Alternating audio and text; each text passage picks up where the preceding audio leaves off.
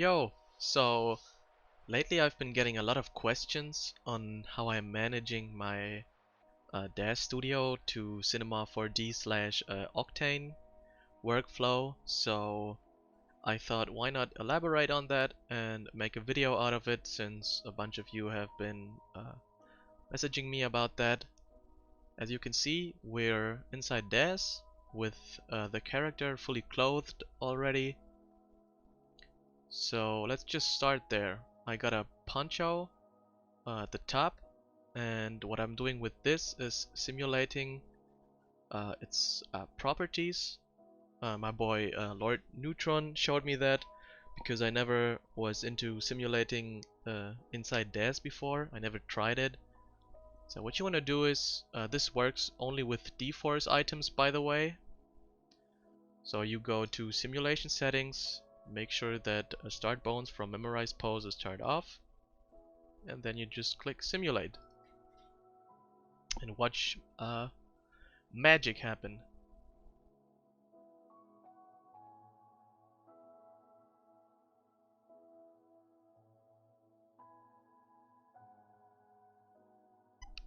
So sometimes things like these happen, where it's colliding with the model underneath, which we do not want. So I'll just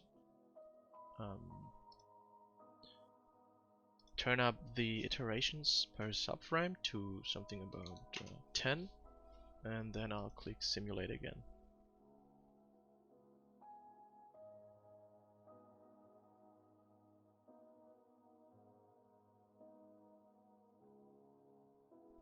So as you can see, it's still not perfect, but that's not a big deal, since I can just fix this in Cinema with a few simple tricks.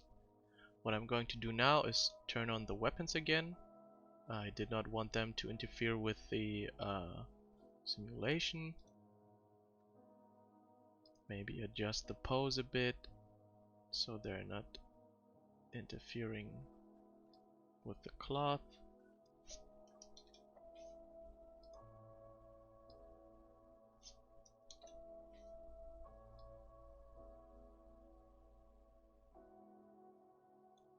Yeah, let's do something like this.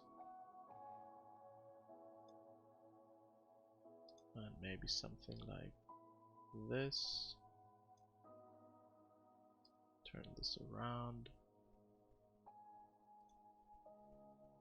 And then maybe we'll just adjust this so it's more fitting. Yeah, that seems okay. So if you want to get a better look on how it might look inside Cinema, you can just go over here and press the NVIDIA iRay shading. That'll make use of your GPU. It's basically a renderer in itself, and then you can get a better look at it.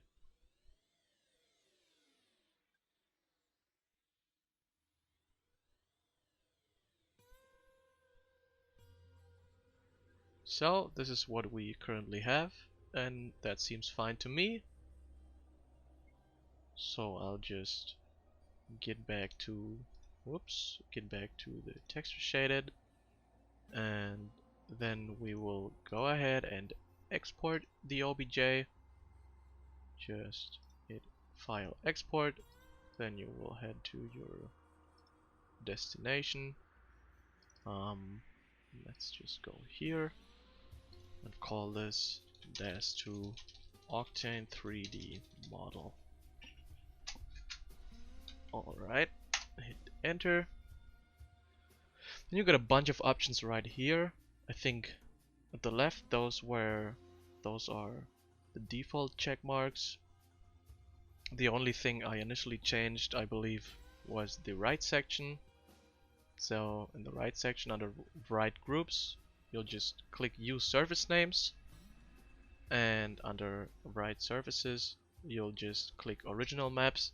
If you do collect maps, it'll export the maps that are currently in the image to the file location where you're saving the OBJ, which does not include the bump, normal, or other maps.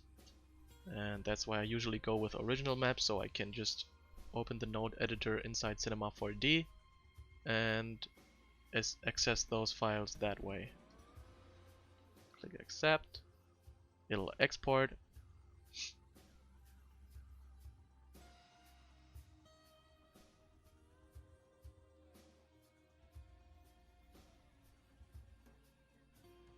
And then you'll just head over to Cinema and keep working on that. So I decided to add in 2 skeletons just for my final scene in Cinema 4D, so I can get a bit more going. And another thing I would suggest doing is when you click your character, you go to parameters and click the main one, and then scroll down to subdivision level. Mine is currently at 1, so we'll just go with 2. Sometimes if you go for close-ups inside Cinema, you notice that some of the edges of the model are a bit jagged, so by doing this you can subvert having problems inside Cinema when you then try and subdivide the single parts. And sometimes what happens is that your seams are way more visible between these single objects than they would when you do this. So that's fine. I could go ahead and simulate it once more to fit the new subdivision level, but that's okay, we'll just stick with that. And what I would do now is delete my model, then export the 2 skeletons separately and open those separately in Cinema as well, which I will do now. So I'll just get rid of them, hit export and just override that. Yes please.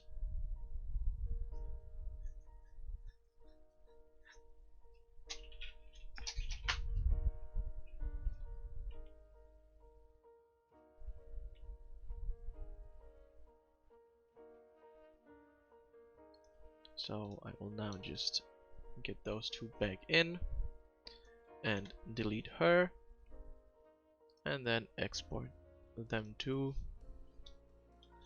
DAZ to Octane skeletons.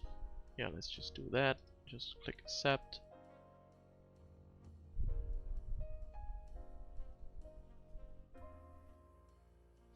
Then you hit undo again. Get her back. It's working. It's working a bit for whatever reason. I might have to click it again.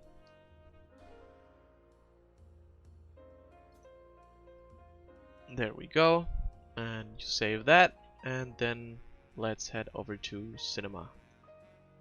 So now we're over in Cinema. And what I'll be doing first is set up my scene. So I'll just get an Octane camera going. Put the focal length to 80. And zero this out. Then I'll just get it to a square. Maybe not a square. This to 280. Let's get this going. Just so I already have this. Use all GPUs. And for now I'll just enable the passes already. Go to sRGB, tone mapped, enable the denoise, and the info passes for now. I'll just get the you know what, let's do that. Let's worry about that later. And just get my Octane settings going. Sometimes path tracing is useful, but for quite some time now I haven't been using path tracing at all. I'm usually going with direct lighting, ambient occlusion, or diffuse. So let's just go diffuse for now. Specular depth to 10, glossy depth to 10 as well.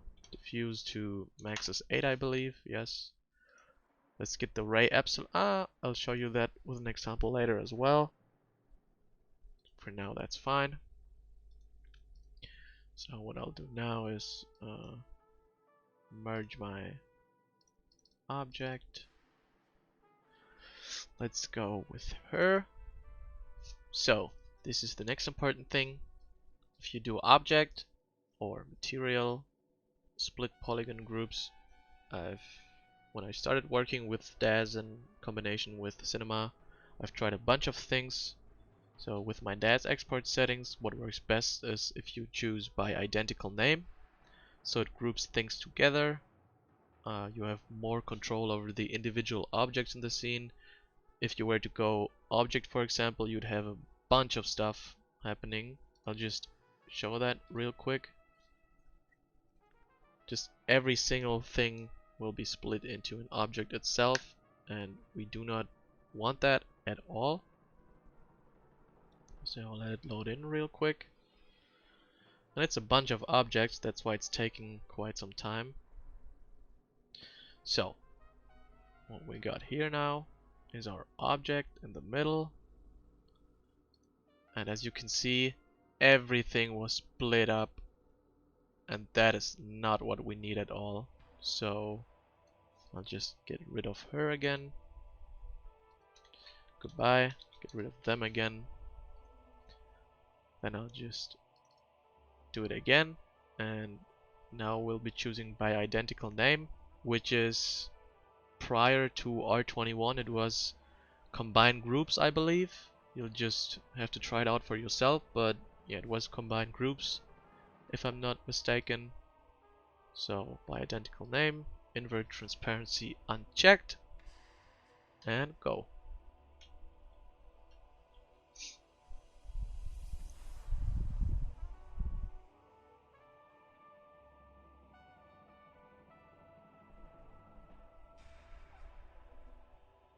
So it's processing the same objects, but as you can see on our top right, now it's way more, it's way easier to differentiate, so that's fine. I usually split those into parts, but we'll do that in a second. What's happening here right now is some of these materials are duplicated because they're on the same object, on different objects, but use the same material. So sometimes it's easier to do just select all by pressing Command A and go to your Octane window, materials, remove duplicated material, and then it splits it up like this, which should be fine for our use, I believe. So what I'll do first is put the camera a bit up, so we're on ground level, maybe zoom in a bit like this, and for preview purposes I'll just put in an HDRI, make that unchecked for the viewport, choose a visible environment, which means that it's only affecting the background of the scene, then put in another HDRI, uncheck the viewport so it stays dark gray, and just load something simple in. We go there, we go there, we go there. No, we don't go there, we go there, I think. And go for something more flat for now. And then just... oh, what we want to do next, of course, is select all again. Materials, convert materials, like this. Delete the old ones. It's processing a bit, but for starting off, I'd like to select all, and for now just pick glossy, put the specular back to white, and put the roughness a bit up, just for starting out. So it's currently calculating all the new materials.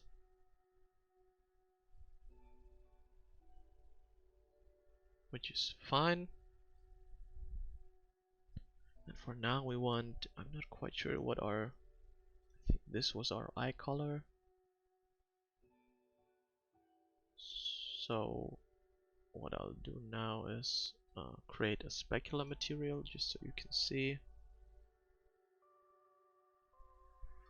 Maybe get that HDR up a bit. That's fine.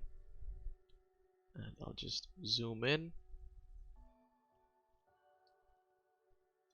So what our problem here is is that we do not want our eyes to look like this. So we create a new specular material and go to common and tick fake shadows. That's what we want. Then you press Alt, you hold Alt, and then I'll drag it into the eye moisture. This is fine. Then I'll drag it into the cornea, I believe. Yes, that is what we want. But as you can see what you can see now is that we have some black spots around the edges. We don't want that. And for now, I'll go with the... Let me check, where's the hair? Is that the hair? No. Where's our hair? It's just a knot? Probably not. I'll just double click and see what's going on here. It is just a knot. Okay, so I'll choose this. And then that's exactly what we do not want. So where's our cap? This is our cap. That happened because we chose to duplicate the materials. Remove the duplicated materials. Sometimes it combines some materials for objects that shouldn't be combined. So I'll press Command and drag this out and apply it to the cap, which is the base hair of the head. And for now I'll just do this and rename it cap and rename this hair. Now I'll go into the node editor and copy this, open it, and then put this pattern inside. So as you can see, now our hair is getting some transparency. I'll turn the roughness up a bit and turn the transparency down a bit so it's not that flat. If we were to go up, it almost disappears. We don't want that, obviously, so I'll leave it at that for now. Now we do the same with our cap. Let me save this real quick, so in case something happens. Another cinema tip: always set your autosave to at least 2 minutes or something, so if things go wrong, you're not so you won't break your keyboard or anything.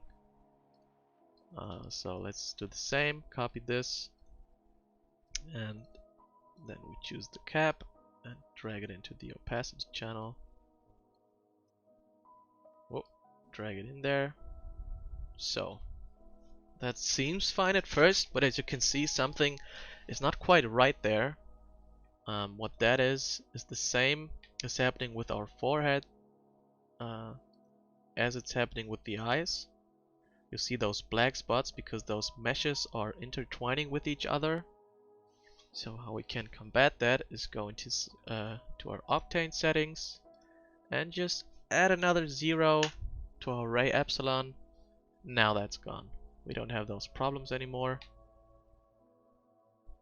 And now I'll be zooming out for a bit. As you can see, we now have that problem with our poncho. So I'll just click that guy. Where are you? It's just one. No, including the color. So I'll mark both of those. Select them with Shift. Now press Shift C. Axis center. What that does is centering the axis of the object inside its geometry. Then I'll press Alt G and just name this poncho. So what I could do now is I could either just drag it out a bit so it's not that noticeable in the front. Of course, if you were to turn around now, you have something like this, and I don't want that. But since we're working from the front only, we could leave it at that, or I could put it back, and instead I'll just press Shift C again, go to cloth surface. I should have pressed Alt now, but that's fine. And I'll just drag the poncho inside there, turn off subdivisions for now, And thickness, go for something like 0.4. Yeah, it's probably a bit too much. 0.1. There we go, it's not clipping anymore. There, it starts to clip. Still clipping. Still clipping a bit here, so I'll just say it 0.1. That seems fine. So we're good for now. What I'll do now is probably organizing my project. So we'll have the, what is default? Let me see right quick what default is. It seems to be, there we go. Go to under view, zoom in. We got our eyebrows.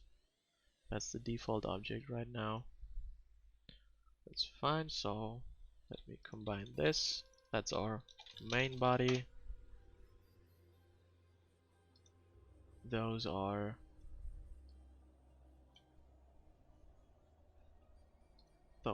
our clothes, I think. That's not all, of course. Clothes. Put that poncho in there. Put the harness in there. That's harness as well. That's the hair. Clothes. Group that. Name it harness.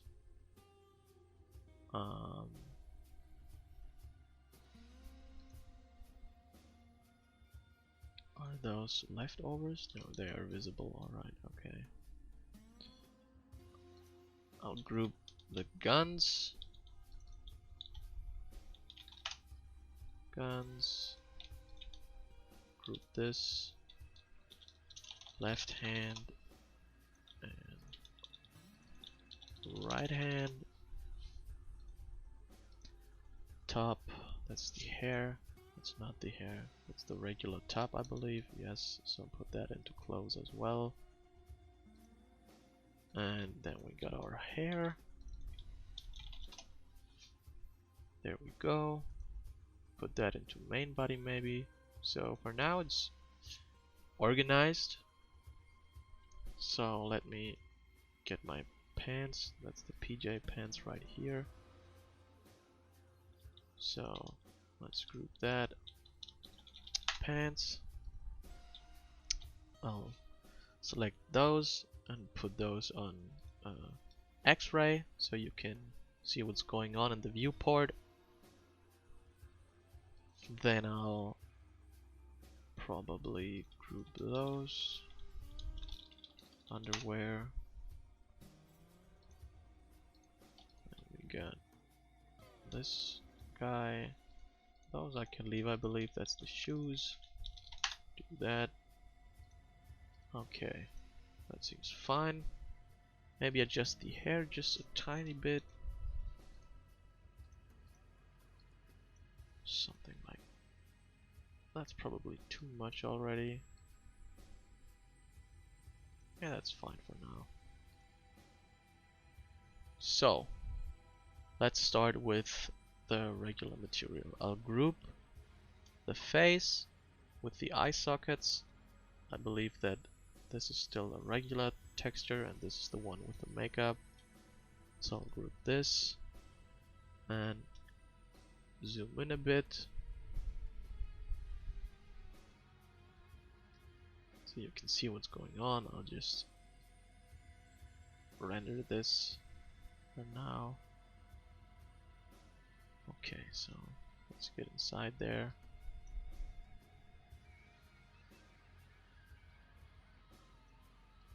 I'll copy this. Maybe not render this since it'll calculate infinite samples. Now copy this. What I will not be doing in this video is covering subsurface scattering. I'll just do the regular process. For subsurface scattering you would need those maps or create some of your own or just use default colors, but I'll just use the specular map for now. Put this into the roughness channel, and then crank the index up something 1.5. I think that's around where skin should be. Copy this. It's very glossy right now, but that's okay. You can even let it stay like this if that's what you're going for. So I'll crank this inside here. That's the bump map. But since Octane's bump is very crude and very harsh, you usually do not need to put it at 1 in terms of power. So I'll always have it around 0.2 or 3. Maybe 0.2 is not enough for this one. 0.3. You can even invert it. See how that's working out for you. Maybe even 0.5 for this texture.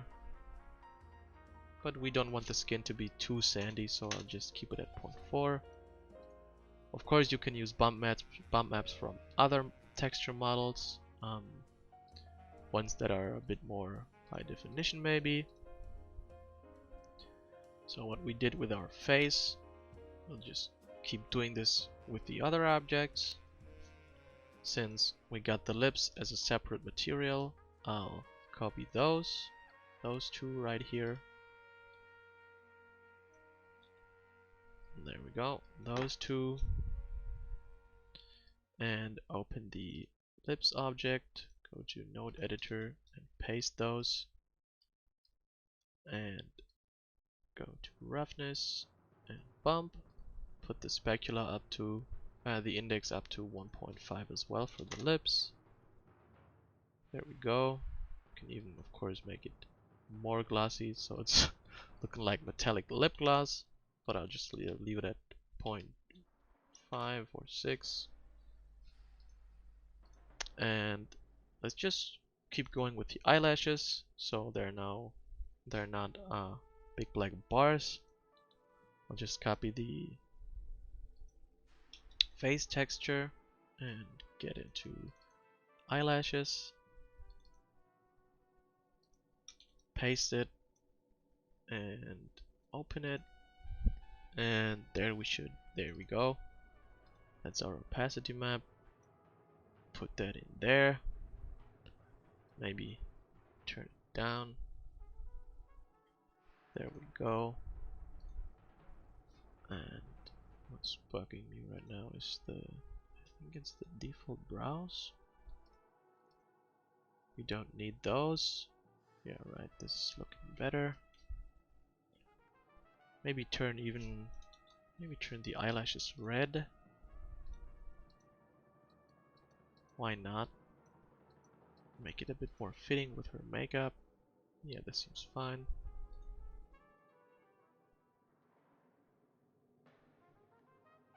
So I'll just do the zoom out a bit.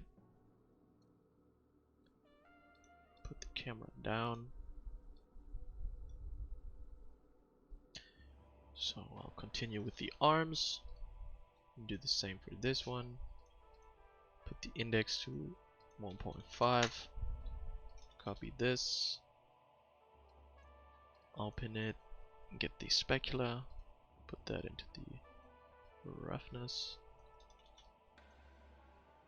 And copy it. Get the bump for the arms. Put that in here. Probably 0.5. And then I'll do the same with the torso, of course. So it did crash, that's for sure. But I went ahead and just did that for all the remaining materials, index 1.5, added the maps.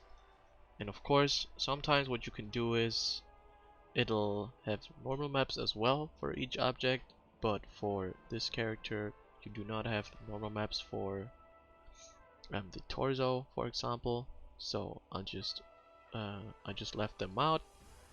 Depending on what you're going for, you might not even need them anyways. But what you can do now is continue doing this for every material necessary, or you can just create your own base materials. For example, I can, let's see here, go to clothes, pants, that is our pant material right there. Let's see what we can do about this. Maybe zoom out a bit,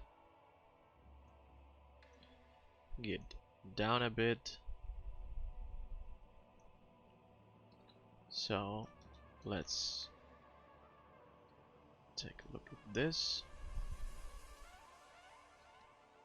I'll drag it in. Okay, we have normal maps. So what we're looking for are those right here. We got a bump map as well. Let's get that bump in first. Get that bump in. Turn it down to 0.4 maybe. Let's see. Get that normal map in. Of course it's for different colors, but for us right now that doesn't really matter. Get that normal map in, remove that diffuse, and instead of glossy, let's go specular. There we go. Turn that roughness actually is it's the bump, I think. Yeah. So let's go to common, turn on fake shadows, so you have see-through paints basically. Put that inside the bump again, or leave it out, it's up to you pretty much.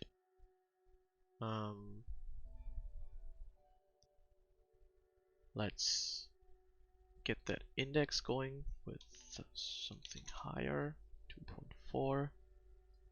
Remove that bump for now. Get that roughness up a bit so it's a bit smoother. And get that normal out of here as well. So you have more of a plastic look maybe. Let's get the roughness all the way up.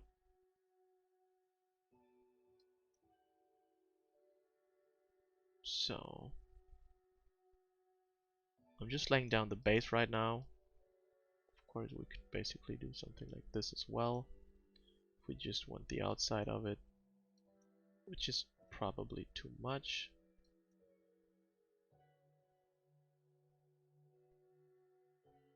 Yeah, let's not do that.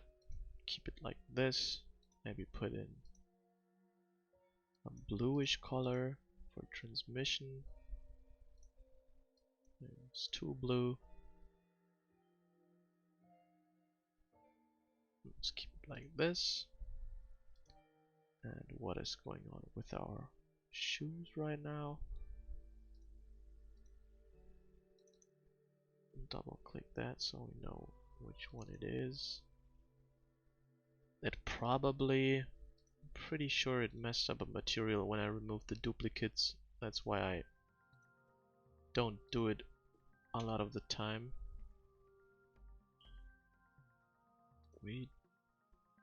Yeah, it probably did.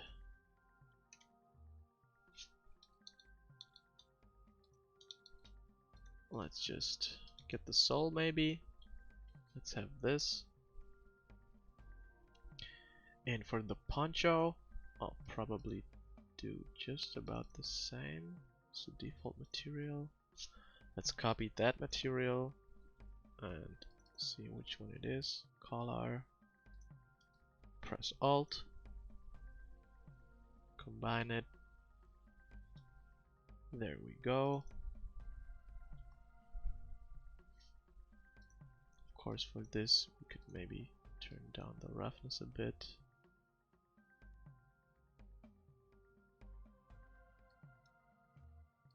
Maybe see what thin walls does. Nothing really because of our cloth surface. That's fine. I like this.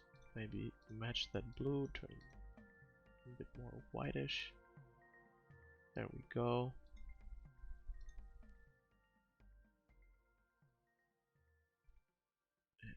can do now is, of course, get to the guns.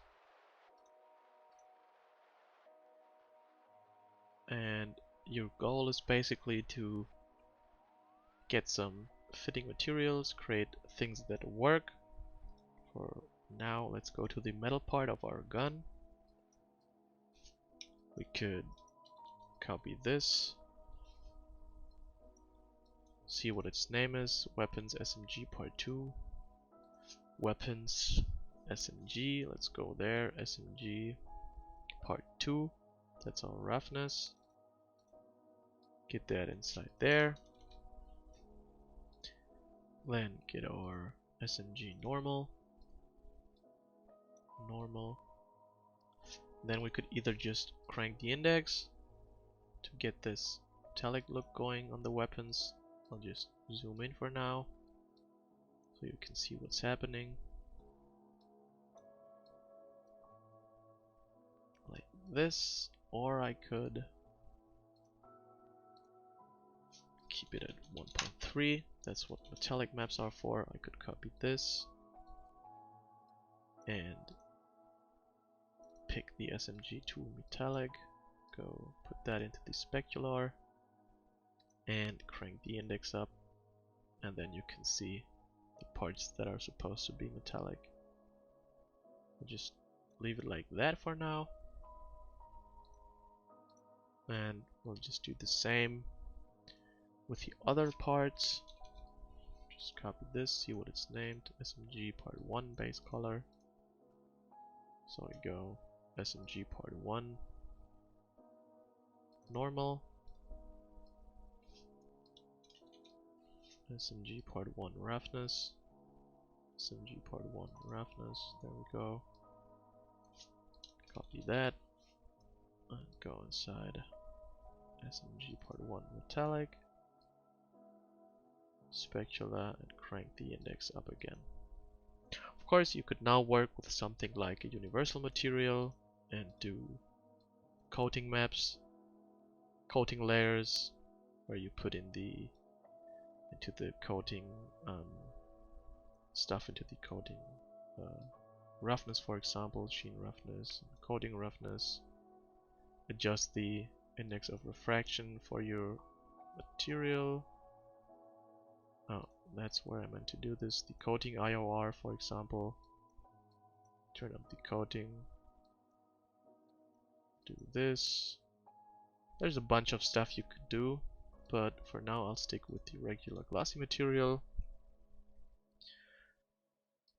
Remove this from the sheen roughness.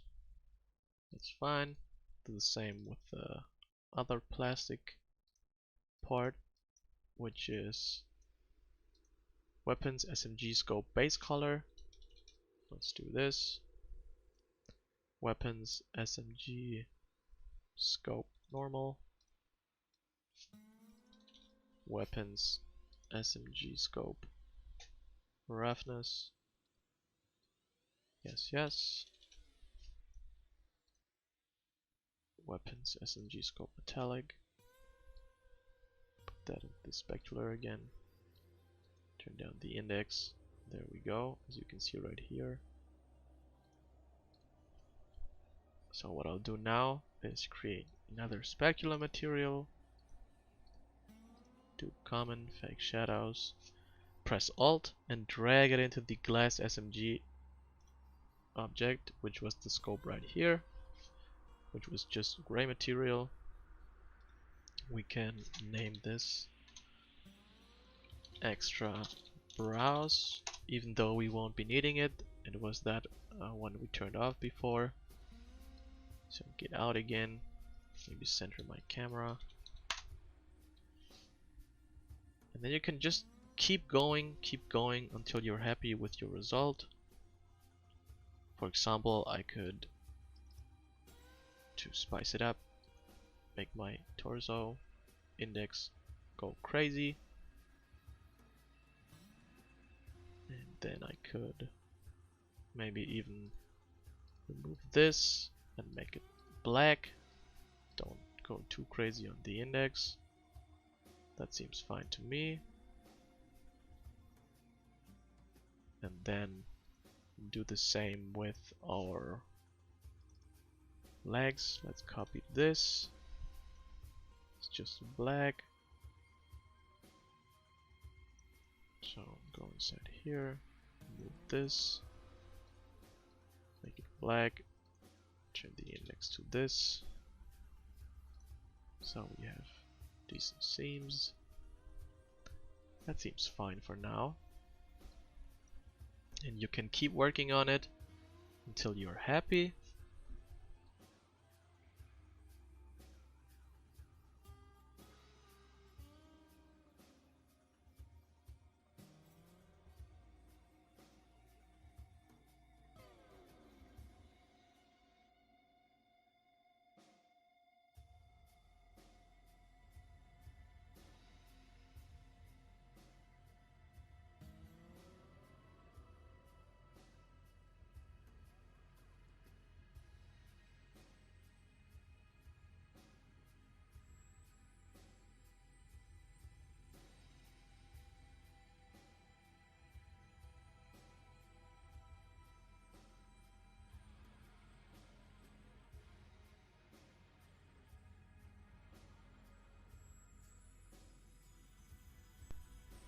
So as you can see, I just loaded in the skeletons, removed materials and sorted it out, so I have the horns separately and the base separately. I'll just delete those materials, which I won't be needing anymore, and to keep everything nice and clean, I'll select my previous materials and click add to new layer and rename this to female. And as you can see is we now have all those materials grouped into a separate layer. And I'll just go back to all and apply this to the skeletons. So we have this chromatic look, which is very extreme right now. I do not want this, so I'll just turn the roughness up. Maybe get the index not that crazy. And then I'll open the node editor and drag in a fall off node to create this kind of material you see in a lot of my work.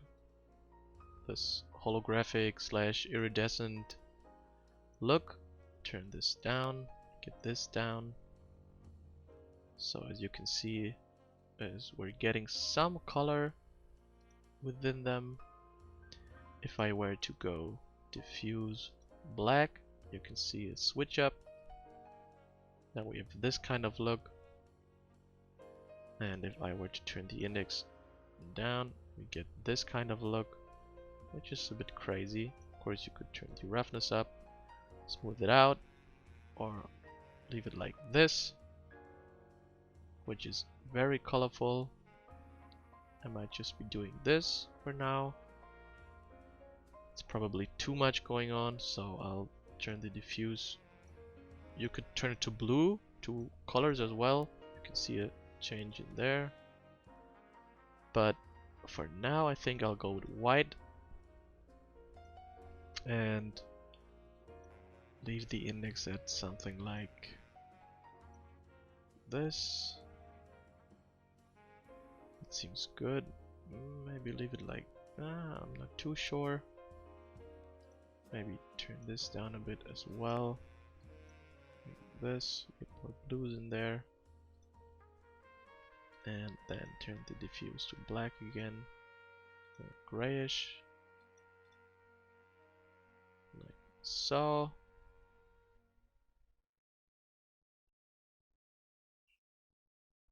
That seems good for now. And then of course we can make maybe make the horns glowing. I'm not too sure about that, but let's see how it goes. Create an emission material, go to emission, texture emission, grab an image texture and load it up. Then I'll just go inside here. There we go. Maybe load something a bit more colorful, like this. Oh, there's a bunch of blacks in there. I'm not too sure about that. Turn the diffuse to black as well. Make sure I'll just drag it in so you can see what's happening. Drag this in. Now it's all blown out, which we do not want, and that is because we don't have surface brightness ticked. So let's just go with this.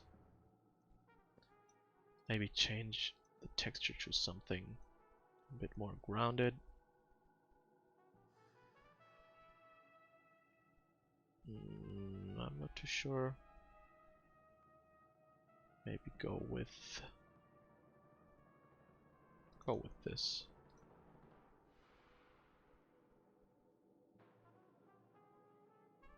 This seems fine for now. You could even adjust it, make it smaller. Now it's repeating. Something like this. Maybe turn it down a bit to 65. And then everyone's favorite feature is you could now turn on the post-processing, which gives you a bit of glow.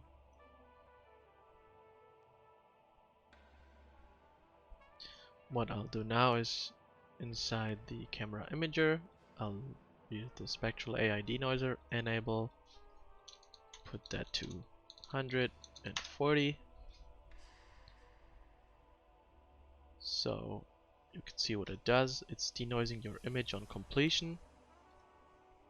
So you get this denoised main pass right here at the bottom, which is very useful. So I'll just keep that for now. Now I'll set up my scene for the export, even though it's not finished yet.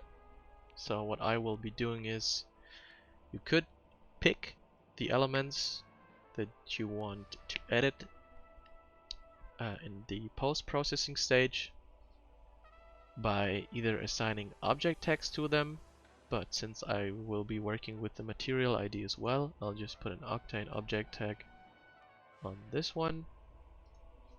Make sure the object layer is 1, instance ID is 1. Then I'll separate the skeletons.